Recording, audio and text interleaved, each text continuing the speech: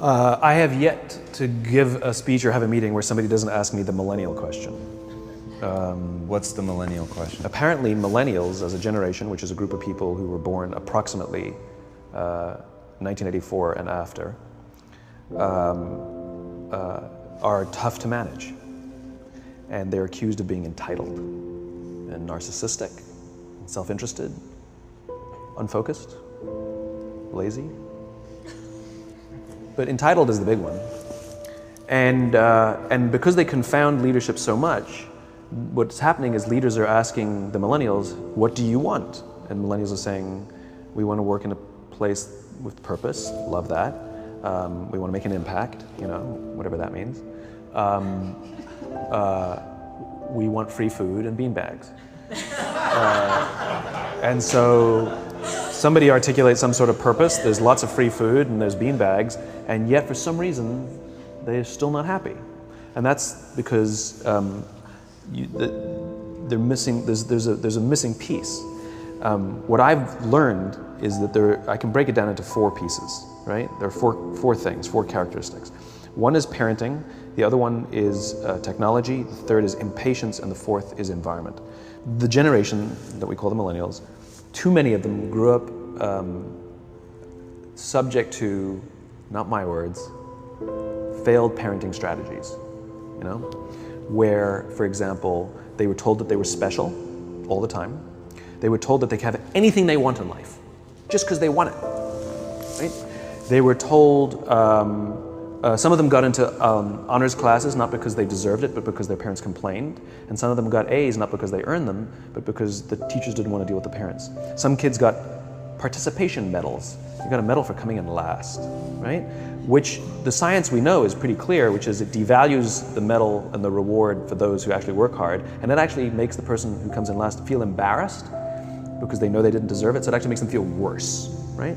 So you take this group of people and they graduate school and they get a job and they're thrust into the real world, and in an instant they find out they're not special, their moms can't get them a promotion, that you get nothing for coming in last, and by the way, you can't just have it because you want it, right? And in an instant, their entire self-image is shattered.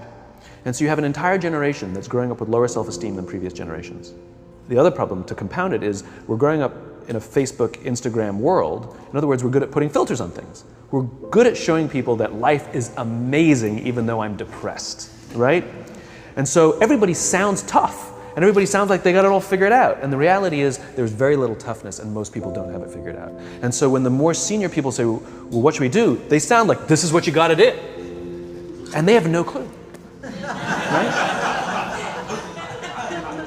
So you have an entire generation growing up with lower self-esteem than previous generations, right? Through no fault of their own, right? They were dealt a bad hand, right? Now let's add in technology. We know that engagement with social media and our cell phones releases a chemical called dopamine. That's why when you get a text, it feels good, right? So we've all had it where you're feeling a little bit down or feeling a bit lonely, and so you send out 10 texts to 10 friends, hi, hi, hi, hi, hi, because it feels good when you get a response, right? Right? It's why we count the likes, it's why we go back 10 times to see if my Instagram is growing slower, did I do something wrong? Do they not like me anymore, right? The trauma for young kids to be unfriended, right? Because we know when you get a hit of dopamine, which feels good. It's why we like it, it's why we keep going back to it. Dopamine is the exact same chemical that makes us feel good when we smoke, when we drink, and when we gamble. In other words, it's highly, highly addictive, right? We have age restrictions on smoking, gambling, and alcohol, and we have no age restrictions on social media and cell phones, which is the equivalent of opening up the liquor cabinet and saying to our teenagers, hey, by the way, this adolescence thing, if it gets you down. But that's basically what's happening. Right? That's basically what happened. You have an entire generation that has access to an addictive, numbing chemical called dopamine through social media and cell phones as they're going through the high stress of adolescence. Why is this important? Almost every alcoholic discovered alcohol when they were teenagers. When we're very, very young, the only approval we need is the approval of our parents. And as we go through adolescence, we make this transition where we now need the approval of our peers. Very frustrating for our parents, very important for us. It allows us to acculturate outside of our immediate families into the broader tribe, right? It's a highly, highly stressful and anxious period of our lives, and we're supposed to learn to rely on our friends. Some people, quite by accident, discover alcohol and numbing effects of dopamine to help them cope with the stresses and anxieties of adolescence. Unfortunately, that becomes hardwired in their brains, and for the rest of their lives, when they suffer significant stress, they will not turn to a person, they will turn to the bottle. Social stress, financial stress, career stress, that's pretty much the primary reasons why an alcoholic drinks, right? What's happening is because we're allowing unfettered access to these dopamine-producing devices and media, basically it's becoming hardwired, and what we're seeing is as they grow older, too many kids don't know how to form deep, meaningful relationships. Their words, not mine. They will admit that many of their friendships are superficial. They will admit that their friends, that they don't count on their friends, they don't rely on their friends, they have fun with their friends, but they also know that their friends will cancel on them as something better comes along. Deep, meaningful relationships are not there because they never practice the skill set, and worse, they don't have the coping mechanisms to deal with stress. So when significant stress starts to show up in their lives, they're not turning to a person, they're turning to a device, they're turning to social media, they're turning to these things which offer temporary relief. We know, the science is clear, we know that people who spend more time on Facebook suffer higher rates of depression than people who spend less time on Facebook, right? These things balanced. Alcohol is not bad, too much alcohol is bad. Gambling is fun, too much gambling is dangerous, right? There's nothing wrong with social media and cell phones. It's the imbalance, right? If you're sitting at dinner with your friends and you're texting somebody who's not there, that's a problem. That's an addiction. If you're sitting in a meeting with people you're supposed to be listening to and speaking, and you put your phone on the table, face up or face down, I don't care, that sends a subconscious message to the room that you're just not that important to me right now, right? That's what happens. And the fact that you cannot put it away is because you are addicted, right? If you wake up and you check your phone before you say good morning to your girlfriend, boyfriend, or spouse, you have an addiction. And like all addiction, in time, it'll destroy relationships, it'll cost time, and it'll cost money, and it'll make your life worse, right? So you have a generation growing up with lower self-esteem that doesn't have the coping mechanisms to deal with stress, right? Now you add in the sense of impatience, right? They've grown up in a world of instant gratification. You want to buy something, you go on Amazon, it arrives the next day. You want to watch a movie? Log on and watch a movie. You don't check movie times. You want to watch a TV show? Binge. You don't even have to wait week to week to week, right? I know people who skip seasons just so they can binge at the end of the season, right? Instant gratification. You want to go on a date, you don't even have to learn how to be like, hey.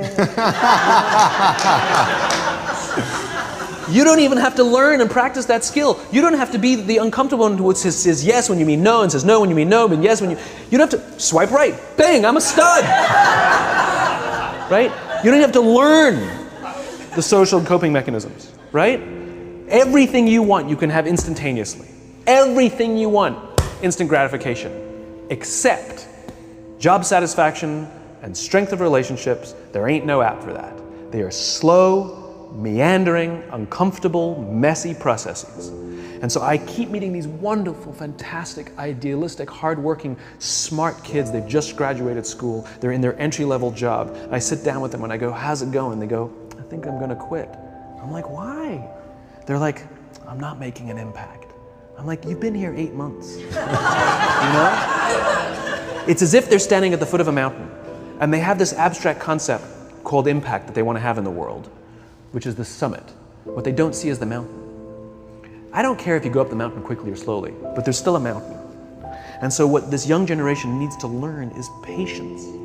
That some things that really, really matter, like love, or job fulfillment, joy, love of life, self-confidence, a skill set, any of these things, all of these things take time. Sometimes you can expedite pieces of it, but the overall journey is arduous and long and difficult. And if you don't ask for help and learn that skill set, you will fall off the mountain, or you will, the worst case scenario, and we're already seeing it, the worst case scenario is we're seeing an increase in suicide rates, we're seeing an increase in this generation, we're seeing an increase in accidental deaths due to drug overdoses, we're seeing more and more kids drop out of school or take leaves of absence due to depression.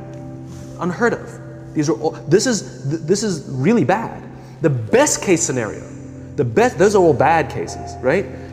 The best case scenario is you'll have an entire population growing up and going through life and just never really finding joy.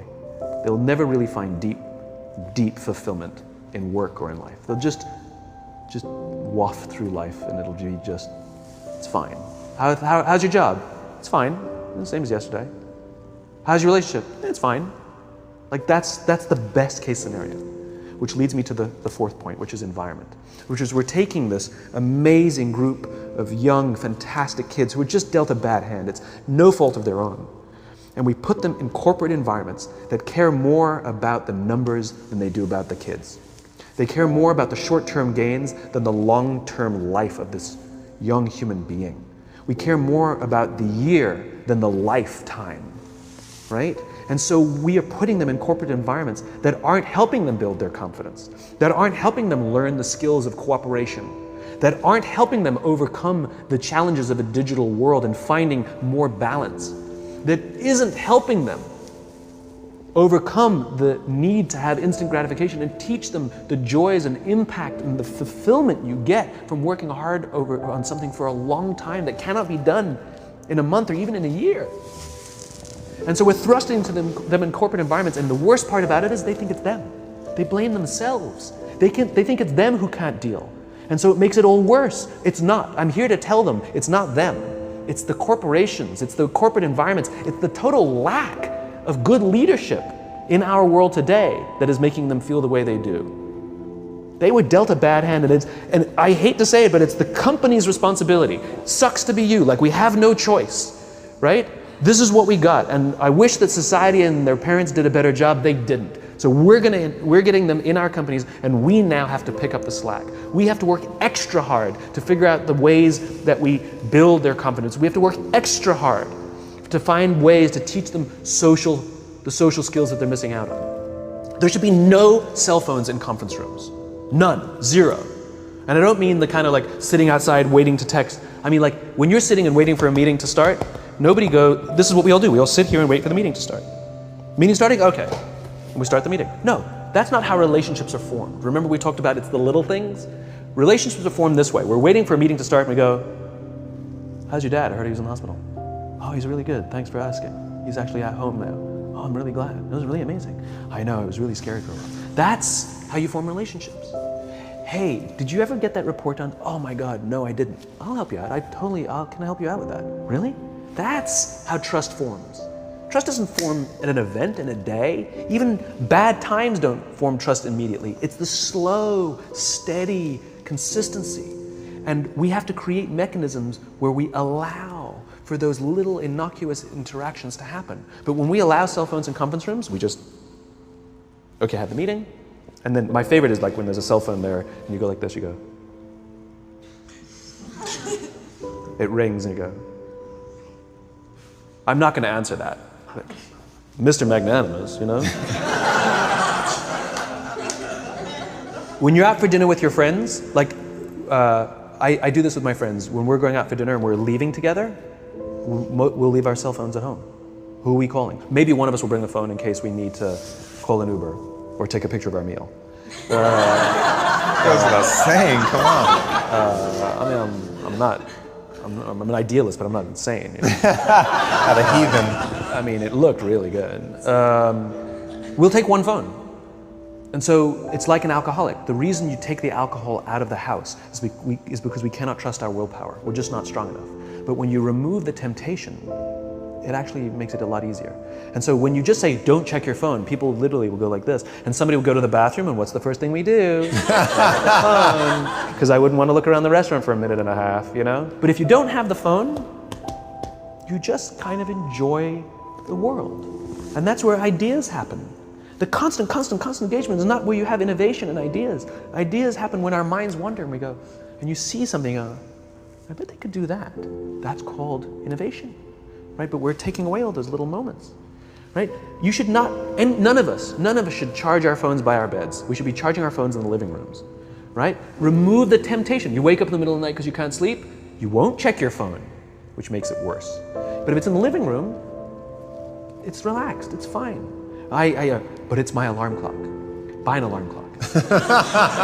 They cost $8, right? I'll buy you an alarm, right? But the point is we now in industry, whether we like it or not, we don't get a choice. We now have a responsibility to make up the shortfall and to help this amazing, idealistic, fantastic generation build their confidence, learn patience, learn the social skills, find a better balance between life and technology. Because, quite frankly, it's the right thing to do.